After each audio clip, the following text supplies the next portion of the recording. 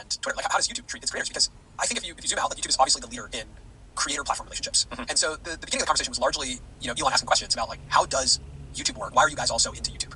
Yeah, and you started off the conversation by talking about how there is a clear exchange of value on YouTube between creators and the platform. And there's a lot of data transparency. We know what does well and how we will get paid. That's one of the most important things for every platform to recognize, and I think maybe creators know it or don't know it, but when we're on YouTube, we understand how we fit into the ecosystem of YouTube. And actually understanding the ecosystem of the platform, how the platform makes money, even in the most simple ways, there's obviously a lot we don't know, but in the most simple ways, what we understand is we upload videos to YouTube. YouTube sells advertising on our videos, and they share some of that ad revenue with us. Like, that just clean-cut understanding creates an incentive for us to operate the way we operate. And it's a business partnership. We know that we get 55%, Yeah. and they get 45%, and we have a lot of very sophisticated analytics about how that 55% is broken down, like where the money comes from on the platform. And also, again, like how we become more valuable to the platform. Can we drive more watch time? Because more watch time means we have higher fill rates, meaning more ads on our videos. And that's positive for the entire ecosystem, us and you and the audience, right? So, like, as a whole, we deeply understand the exchange of value between us and YouTube. So that was the first part of the conversation. And we said that also to emphasize how not clear it was at the time on Twitter. Now, I do want to acknowledge, like, speaking to someone like him was one of the more unique experiences of my life. Like, he was incredibly attentive and, like, really deeply listened, and also very blunt. And I find that those two traits to be pretty common amongst, like, just people who do things at large scales. They do a lot of listening, like a lot of digesting,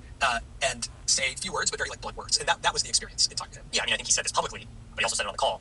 Everything is broken. It's not that surprising that things aren't going that great. Yeah. Because from what I can tell from the inside, a lot of things are broken. So we talked a lot about YouTube, value exchange, but really just the frictionless, once you're in the partner program, the frictionless environment of, like, we upload videos and we get paid, right? Like, that was a very clear explanation from all of us creators, like, this is how it works. So naturally the conversation started to get into advertising, advertising on Twitter. And Elon brought up something pretty interesting I hadn't thought about before. He talked about how the way Twitter works, they're optimizing for session time. They want people to stay on Twitter longer. Now, when you see ads in your feed, the ads that are less engaging will actually keep you on the platform longer, because if they were engaging, you would click and you would leave. So he said that we're optimizing for ads that people don't like, and that needs to change. Right. At scale, he shared some ideas with us, which was really interesting. One of the ideas that he shared was, what if we put ads in the replies? So wherever the most engaged conversation is on Twitter, can we understand what that conversation is about and then put ads, right? So if there's a conversation about basketball, can we throw in a Dick's Sporting Goods ad in that conversation? In a more relevant space. In a more relevant space, which is actually the comments in the conversation. Yeah, and if the ad is being shown in a more relevant space, the price of that ad can go up, right? Because you're targeting the audience more specifically. So the ad should be more effective. And that was an interesting idea. He was throwing out some new and unique ideas about advertising, but largely the call was really explaining to Elon how and why the creator economy works, and more specifically how and why YouTube works, because it's the best platform for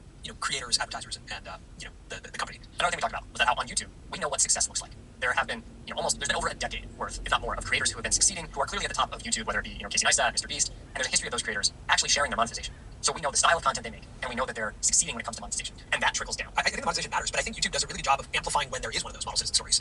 I would even go as far as to say that some of those stories are more mainstream, like Justin Bieber, right? Like, emerged from a YouTube video. So there became this, like, you can be anyone from anywhere, and if you upload YouTube videos, there's real stories of success. Your dream can come true. And YouTube Studios is essentially guiding us to be more, like, better model citizens, right? It's guiding us through ad suitability, monetization, viewership, like all of the green arrows guide us towards becoming model citizens. So developing model citizens on a platform is one of the most important things you can do. The first time I ever heard about this was when we were exploring TikTok and how it became this behemoth.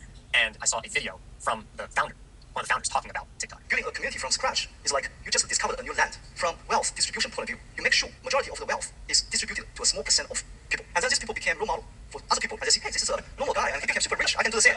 So essentially what he's talking about there, I'm already shocked listening to this, but he's describing a new social platform as like a nation state, like developing new land, and you have to distribute wealth in a way that shows everyone who the model citizens are.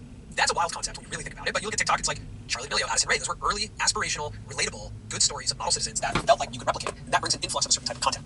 We've never known on Twitter what a model citizen looks like. We don't know the American dream of Twitter, the person who came from nothing, started tweeting, and then became successful. Mostly what we know about is very prominent figures who come to Twitter to debate and talk, and they have some pre-existing level of success and come to Twitter. So that rags to riches story does not exist yet on Twitter. And what we suggest to Elon is that we need a model citizen. We need to know what we are aspiring towards. I think one of the problems that Twitter has had is that being a model citizen has very little to do with monetization. Yeah. It has everything to do with discoverability and your brand and your profile, right? Like YouTube is just hard enough that if you did it over a number of years and you weren't making any money, you would probably stop or scale back. Twitter is so actually easy to create that you can become a model citizen, and even if you don't get paid, you're happy to get paid in discoverability, in brand awareness, right? Yeah. That's still the case because people aren't really making money on Twitter. Some people are just happy to continue posting because it's relatively low lift and they're getting some level of brand awareness. The opportunity for the ROI of social currency or viewership currency